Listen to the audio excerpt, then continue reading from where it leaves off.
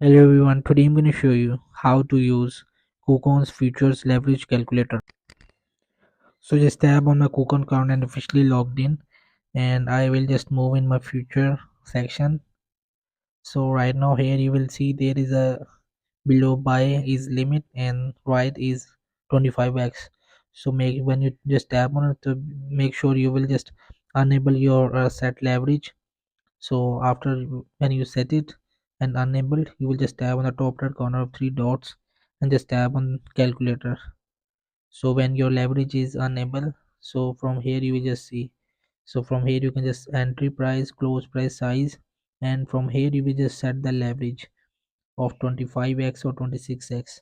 So from here you will just add the price, like example 97,700, and the close price is 98,000.